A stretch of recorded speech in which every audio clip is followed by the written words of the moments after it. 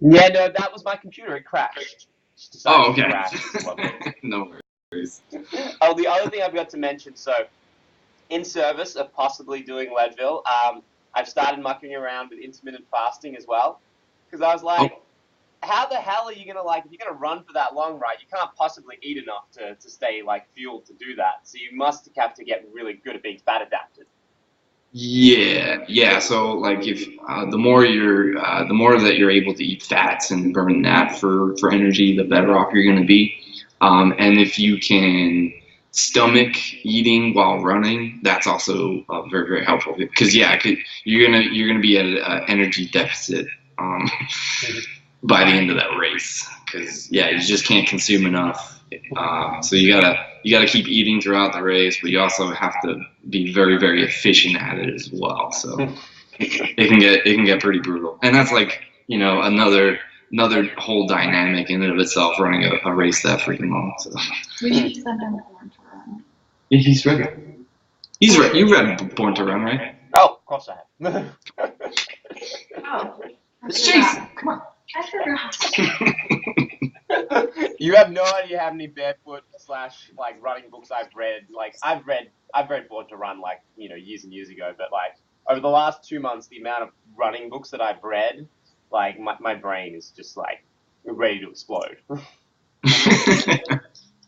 They all you think okay, it's running, universal. They all say different freaking things. They do. Oh, all of them, like arm swing difference and things like that, and they all obsess about different things. I find it incredible. Yeah. I mean, that's the weird thing. Like, there's a lot of ways to run. I know I was doing it wrong for a very long time. All right, let's jump into this. So I'll just ask you guys a bunch of questions. You guys just chime in, answer with what you want. If the question doesn't seem particularly interesting, don't bother answering it. Just talk about whatever you want to talk about. The main thing is just remember, and this applies for you too. Oh, you can totally lie down, Reba. Don't worry about it. You sure? Yeah. This is not. Is this going on like a website or something? No, trust me. I've got so many of these. This is trust me. Just chill, relax. It's just gonna be fun. I don't want to.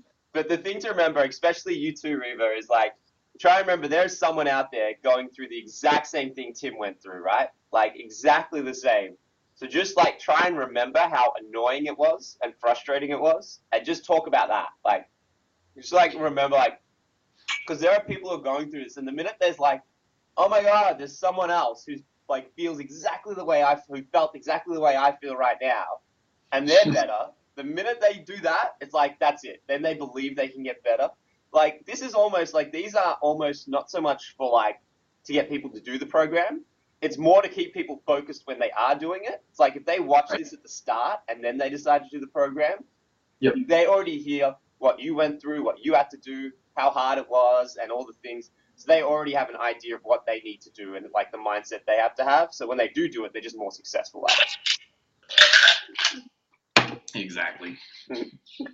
But yeah, just try and remember back to how frustrated you were at the start and try and talk about that, because that's what people are right now when they're watching your video, because it's going to be I'm feeling that exact goddamn thing. Yep. Yeah, I remember. Alright, so I'm just going to pretend I called you. So 3, 2, 1. Hey Tim, hey Reba, how you guys doing? Good. How you doing, Jason? How are you? I'm pretty good. So I'm just going to ask you a bunch of questions about your experience with OP and just how it's all been and now that you're better. So let's just jump straight in. Tell us your story. Tell us how it started for you guys. So I used to be an ultra runner. This was probably about 2 years ago, and I remember I was training for this 100-mile race. So I was really starting to build up much longer miles, and as I was doing that, probably about 6 to 10 months before the race, I started to notice, just kind of this weird, pain kind of in the side, and when you run that far, you start to just get used to to that type of pain. So it's like, you run a little bit, it starts to go away, and that's just kind of how it was, just something that you deal with, right? But as time kind of went on, and I was doing, especially on my longer runs, I just remember just a very numb type feeling. It got to the point where when I was doing a race, like before my big ultra race, I had like it was almost like a food poisoning episode. So, and like it didn't seem like I ate anything bad. I had a run one day, and then afterward, like everything in my gut was all messed up, including kind of like the pain in the groin. But I remember I had like indigestion for 5 days. I had like food poisoning symptoms, but I couldn't like target anything that I ate differently. And so weird things like that kept happening, but I just kept on belting through. Eventually it came down to race day, and on race day I did. Was that the blending race? Yeah, the blending race was the one that I started to recover from the food poisoning symptoms from.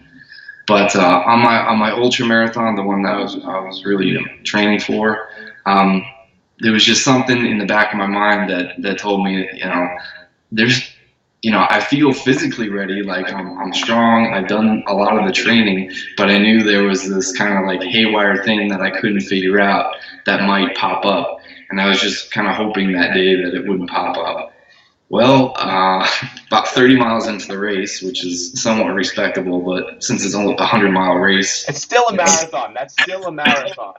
Yeah, I know, but like, you prepare for 100 and you only get 30. It's kind of disheartening. But I just remember, the food poisoning or the indigestion problem came back. There was a lot of pain in my side all the way through, through my groin area, and I just kind of called it because I couldn't deal with the pain anymore. And it's one of those things that I figured, okay, maybe I'll take some rest finally, and it'll go away. And that's when the problems really got bad. So I went to see somebody about it, like a physio person. They couldn't quite, they were throwing around things like, okay, maybe it's a hernia, or so they sent me to this physical therapist, and she said, it was like my psoas or something that was tight, and so she did like a little bit of stretching stuff, and then sent me on my way.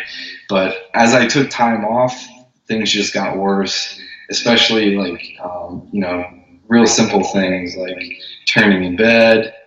Oh my gosh. Just taking the wrong step, bring back like all these painful symptoms. So as I stopped like running and working out to try to get over this, it seemed to get worse, because anytime I tried to pick back up into exercise, it would, you get that feeling. Normally exercise, builds you up, you feel good afterward. But when I started to do exercises, it felt like it tore me apart even more than when I started, and it would take like 3, 4, 5 days at times to really recover before I can even start working out again. And then I was like, okay, well maybe if I start at a lower weight, less physical type stuff, maybe I can build the base and then slowly, gradually build back into it, like building up my adductor muscles, so on and so forth. But that was kind of like, running through quicksand, because I couldn't do anything with a low enough weight or, weak enough cardio to get me to a base. I just kept falling apart. And I don't know, you just give up at some point. It's like you become a prisoner of pain. Yeah, like every move that you take, even little simple ones like moving in bed. Like the worst was I'm just driving in my car and making the turn and taking my foot from the brake to the gas was like sends a shockwave into your pelvic bones. It's like what is this? We couldn't do a lot of things. We couldn't like go rollerblading, ice skating, or like do anything that I wanted to do because I'm OP. And it was so annoying because I would be like, oh my gosh, let's go do this like this weekend. Like let's go ice skating in Flagstaff. And he'd be like, oh, that's a great idea, but I don't know if I can do it. And then I'd be like, oh, never mind. Right. It's horrible, isn't it? It is. It's terrible. Like her aunt invited me to play frisbee golf. I'm like, frisbee golf. That's low impact. I remember rearing back and I'm like, That was the end. Yeah. So, like, one quick thing I'll explain for anyone watching this who's getting a little bit confused. So, a lot of the fascia that affects Osteitis pubis is wrapped around the fascia that's around the digestive system. So Tim's symptoms that he's describing there are very much related to what he was experiencing in OP and not a digestive problem, which I'm sure like the doctors as well probably ruled out very quickly. But yeah, those symptoms are very much in line with OP and they're just extremely rare, but make very common sense for anyone who's wondering and watching this and a little confused. What was I going to say? So Reva, what's this like? So obviously like Tim, massive ultra runner, like, super fit. You guys probably do all these super fit things. What's it like to watch someone who's like really fit, just like, the word I would probably want to use is disintegrate? Well, it was sad at first. and then it just got really annoying. Like it's something you're doing, just stop doing it. Like I don't know what you're doing, just stop. And just get it fixed. Yeah, just get it fixed. And like I kept getting after him, like go see a doctor and go like, I don't know, do something about it. And it was making me really frustrated. And I felt terrible. I felt really bad because like running is his favorite thing in the world. And like that's how we met. That's why we're together, is because we met at a race. We enjoyed doing it together, and he had his own trail running group. And like once the running stopped and OP came, it's like everything else went out the door. Like everything, fitness and like, sports, like he stopped playing baseball for his Air Force team. Like everything just stopped. And so you could tell that he was kind of losing motivation and losing hope. And so it kind of made me mad. It kind of made me sad. It made me really frustrated because there was nothing that I could do. The only thing I could do was get after him to, go see people. Like, like there are people out there that can help you. I don't know who, but find someone. So yeah, I don't know, a lot of mixed emotions, I guess. It's just such a horrible condition. There's just no other way to put it. It's just like there are no answers, and it's just horrible.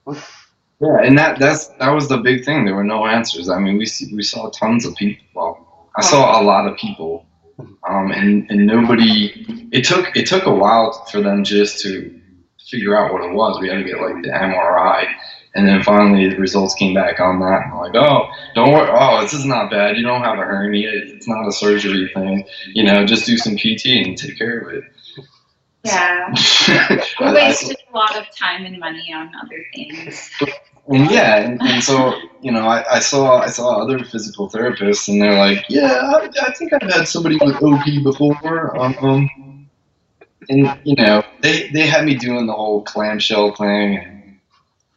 And it was ridges. It was crazy because like I'd always ask him like, what are you doing on your phone or what are you doing on your iPad? And he'd be like, oh, I'm just reading journals about osteitis pubis. Oh, there's no answers. Trust, I've read all of them. There's no answers in there. There's no answers in there. But just act like it was so annoying because like every time I saw him on his phone or like on his iPad or on the computer, he'd be like, what are you doing? He's like reading journals on OP, and I'm like, oh my God. Yeah. How much information is there? So when did you find my website? How did you get onto that? Well, it's funny because when I had it, when I first got diagnosed with it, this was a year ago, a little over a year ago. I think it was your website. It was SUPT. Oh yeah, the physical, yeah. And I'm like, and I saw, I forget, I guess I'm pretty sure it was you, but you went over like, here's why you have OP. It's your adductors. Yeah, your adductors overworked. Yeah. Your mechanics are really poor. I'm like, this guy doesn't know. My mechanics are fine. I'm able to run ultramarathons. But what you were saying made sense, because like everything that I know about, you know, working out is you have to build yourself to be healthy. And, you know, so I liked what you were saying, and that's what got me to really start to explore PT options. Like, all right, PT is definitely the way through this. But, you know, nobody, at least locally, was able to, you know, tie everything together and get me, you know, to do the simple assessment that you did on our first session. That is like, oh, look at you, you're you're moving completely wrong. And I'm like, oh, okay. And it's I don't know, it's so basic that it's like kind of embarrassing that like why didn't these people do this for me and take a look at those, you know, big moving systems. Like, because he's a runner, so you should look at how he's running and, you know, go off of that. And I feel like they just assumed, you know, other things, and they were like, well, let's just work on stretching this and stretching that, and then, you know, tell me how it goes. It gets better. And we never really got down to anything. Yeah.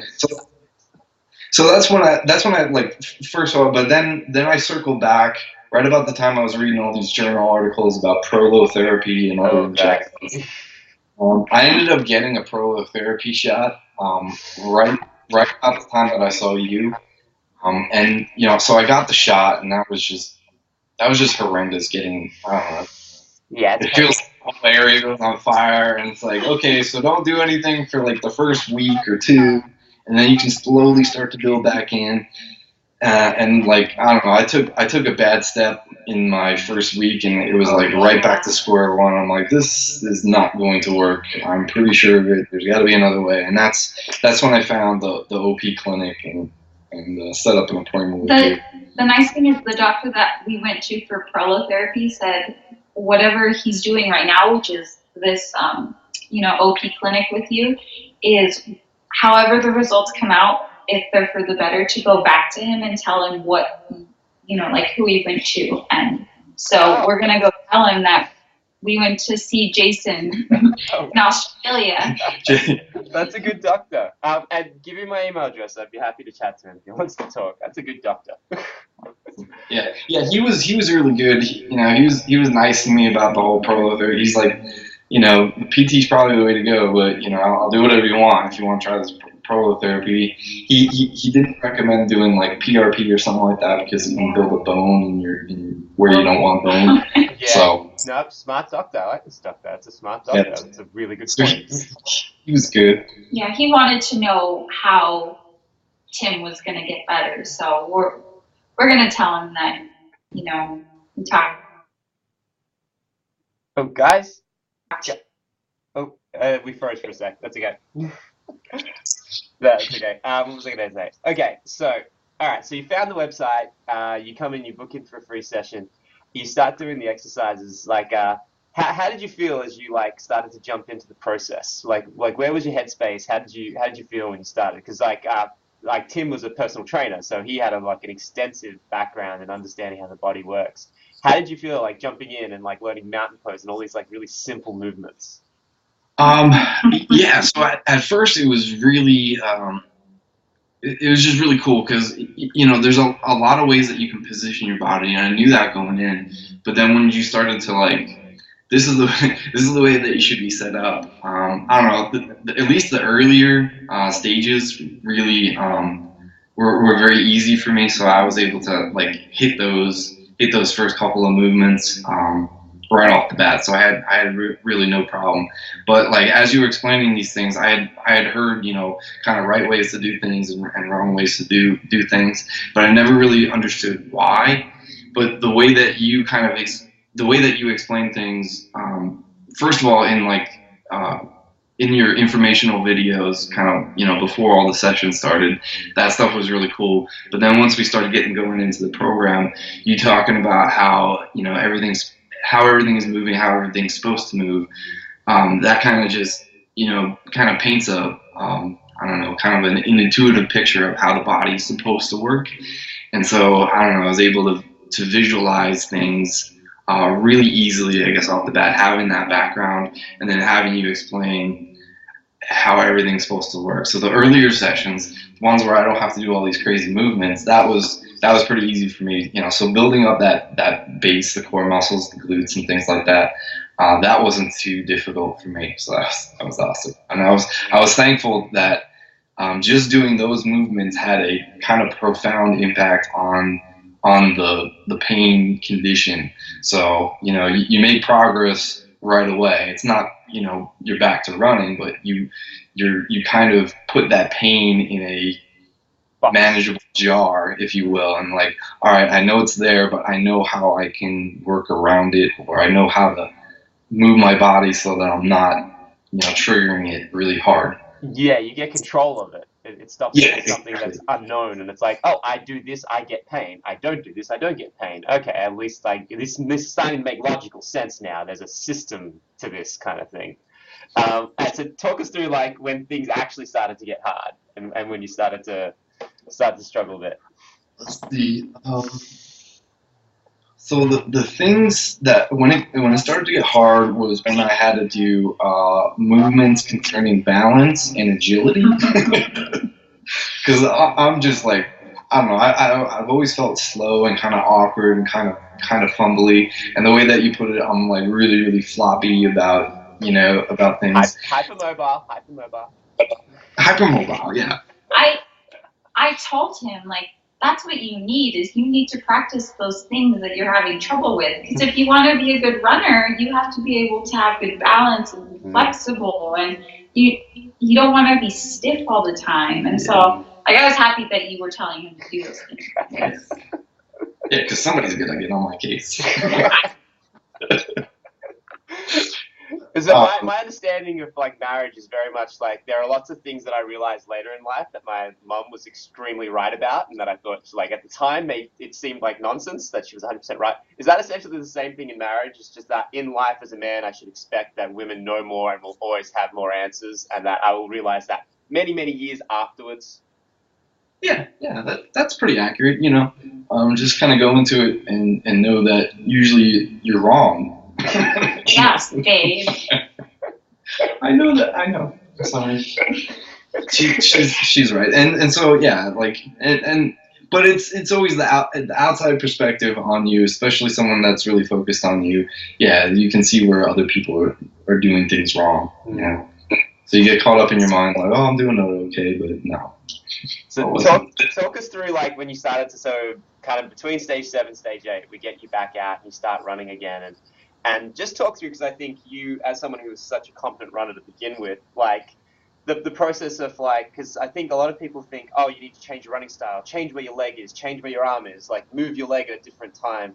Just talk through like the process that you went through, not more so changing your running style, but just like kind of like modifying it a little bit and just changing how you thought about doing things and where you created your power from. Just kind of talk through that process, as opposed to like, a lot of people read Runner's World articles and like, oh, I should have 180 cadence, and then try to rigidly do that, not thinking about where it comes from. Reva, have you done that before? No, I'm one person who's like, why would you listen to what you're saying? Like, well, but you also you follow their training programs. I follow their training programs, but I'm not one to run 180 for a cadence. That's ridiculous. That's way too much for me. Yeah. So, I know my limits. and that's the thing. So like with me in running, I've had multiple issues, from plantar fasciitis, shin splints, knee problems, IT band, you name it. And so eventually, you play around with your form till you get to do something that doesn't hurt. And that's kind of how I approach getting back out into running. The cool thing about me was I hadn't run in 2 years, so I kind of forgot some of the way it felt and everything. So it was almost like, okay, it's somewhat of a clean slate. And I just kind of key back to a lot of the exercises that you had me doing, and especially, having to power myself via my glute, because I was definitely not doing that when I was running. I was more like step and then kind of like pull myself. So I know my feet were kind of further out in front of me, but um, especially like the ball slam stuff, the split leg, deadlift stuff. I knew which muscles I really had to activate, but it took a lot of time, and it took me many miles, maybe because I'm a slow learner or whatever. But it took me a long time to figure out what exactly I needed to be doing. So it was a lot of tweaks of like turning on the glute at the right time, having the right, I don't know, posture, making sure I was leaning forward. And a big thing for me were my oblique chains. Because like I said, I was really floppy, and I remember back in the day, my feet would be kind of more outward. Yeah, that's right. Now they're pointing inward, and that's much better. And I also used to have a dirt stripe on my left calf from my shoe hitting my leg on that side like pretty consistently. That is gone. I don't have that issue anymore. So yeah, I don't know, like a lot of the exercise that you had me do kind of set me right, and it was just kind of like little tweaks of getting the timing right, not making these big floppy movements, getting my power just kind of like short but concise, so I'm not all over the place. The cool thing is I've been able to incorporate what he's learned into my awesome. Yeah, we got a two for here. That's awesome. No. Like that does take a little bit of time to get that rhythm right. That's why you start running while you're still in the program, so you can kind of work the tweaks. Yeah, and that's great that you have me do that, because even right up to the last week, I'm learning a few extra techniques that just real small stuff, little things that actually make a big difference when you're out there, especially when you get up to 8, 9, 10 miles. Because the OP pain it's still there. You still have the damage, but you can easily run through that because you're not really stressing that joint if you're doing it correctly. And to anyone watching this, just to elaborate on that, the idea and concept Tim's talking about there is essentially the damage that you have in your pubic bone right now, that will remain for a while to come. It took you a long time to develop it. The area doesn't get a lot of blood flow. It'll take a long time to heal itself. But that area, you're not meant to put load there. You're not meant to put pressure in there the way that someone that OP does. That's why you've got the damage there. It can't handle it. And so if you're running and you don't run in a way that puts pressure there, you're not going to feel it. And then if you do start to run badly, it'll hurt. And yeah, that's annoying. But at the same time, it's like, hey, dumbass, you're doing something wrong. Like, start running better. You need to. Yeah, and so it's annoying, but also it's a positive thing. It lets you know that you were running well, now you're running badly. You connect to your form, make sure you hold yourself upright, and that's kind of just elaborate on what Tim was describing there.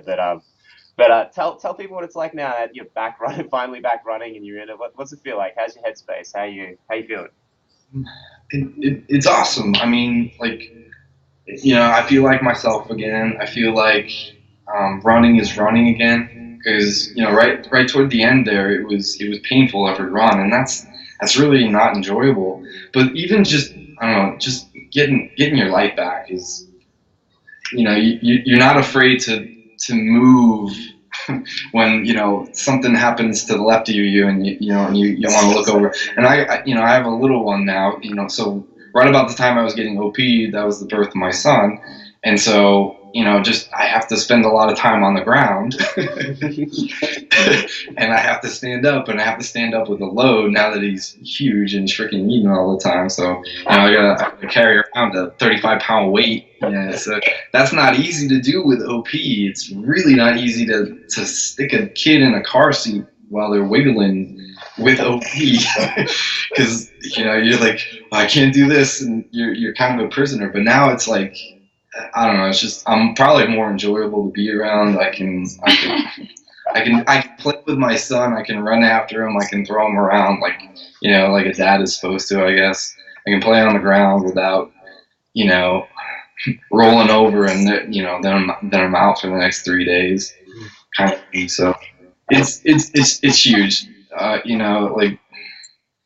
It's such a weird disease because you don't know what's going on. It's so terrible, and then to have this kind of just have this resource available to me is, I don't know, I can't thank you enough, I guess. Thanks, man.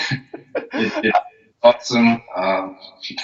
You're my hero. We talk about you all the time. Oh, like, oh, Jason did. And now he wants to run the 100-mile race. So I mean, like a year ago, or not even a year ago, like half a year ago, he never thought he was gonna, run that race again. And my favorite thing was when you said, it was like, he used to come home and just be like, my OP, my OP. Now he's like, comes home and he's like, oh, I ran 10 miles. And then makes me feel guilty. yeah, like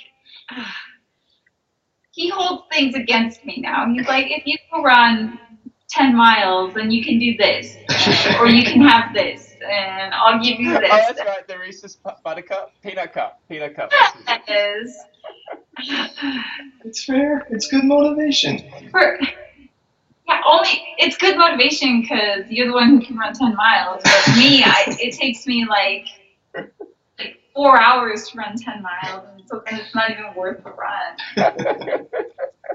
So like you get home, it's like, I don't even want it anymore. Oh, yeah. No, he runs 10 miles and he's like, oh, I get 5 chocolates. And then I'm going to go eat them. And then he's like, babe, did you run today? And I'd be like, no.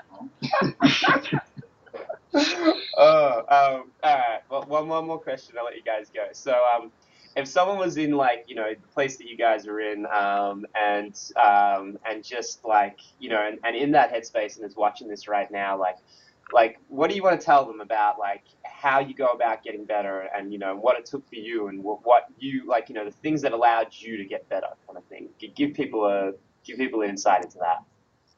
Yeah. So you really have to focus. You really have to focus on figuring out what is wrong, and what you're doing wrong. But really in just correcting it. So if you listen to what Jason says, he has a really intuitive understanding of how the body works, but then he also has a very detailed understanding of how the movement is supposed to go. So there's going to be a lot of things that you can do wrong. There's a lot of wrong ways to move the body. You need to kind of break through all that and make sure you're moving correctly.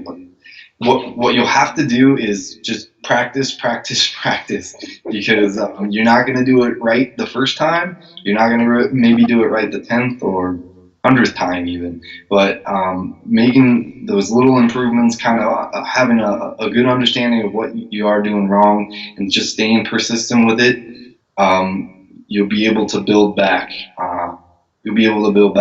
So start off weak, and then build into that strength, build into those movements, and it'll eventually start clicking when you start running. For me, it started clicking when I really started running, and like, okay, this is how I'm supposed to move, and then you break free of that prisoner of pain type thing. Oh, that's awesome. Reva, did you want to like say anything to anyone's partner whose partner is going through this? This unique perspective that you had. Well, if you have a husband like mine, they're stubborn and they think they know their own body, which is true, but I mean, they think they know everything there is to know about a body and how it works, and they don't. And so you just gotta be, I guess, patient for sure, supportive. I guess just like be there for them during their training programs, or talk to them about it. And I think that it's very important to talk to them about it, because they have so much on their mind, and they feel like everything is everything's falling apart. And the best thing I can say is be there for them, no matter how much it sucks. How grumpy they are. Yeah, I don't know. And just don't give up. Like, that's the big thing. I think he was really persistent, and I didn't give up on him. I was very persistent in him going and finding help all the time. Like, there were times when we would just lay low and not do anything about it, but then I could see it starting to become a problem again. So I'd be like, go see a doctor or go see a physical therapist, like do something, because it's not going to get better on its own. Like, it's just not. So yeah, I mean, that's all I have to say for people who are, do the work. Married to someone with OP. I do have something to say though. Like, when he was running his race and during his OP episode and getting 30 miles into his race, he had a really long beard. And I told him, like, you probably got OP because your beard threw you off the center. Like, your center of gravity was off or something. Or like it's weighing you down on your pubic bone. Like it's adding all that weight and putting that pressure on that pubic bone. I like that. It's creating more force projection, creating an anterior pelvic tilt. There's logic in that. I could buy that. I had a theories about why he had OP. And that was one of them.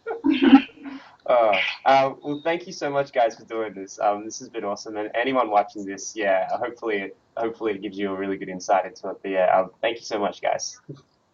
No. Thank you. You're the man. You're the man with a plan, with a program, and some answers about a very unique and not very well understood injury. So thank you. I honestly can't thank you enough. You're the man, Jason. Thanks, guys. That was awesome. Let me just stop the recording and make sure it works, and then kill myself if it doesn't. Yeah.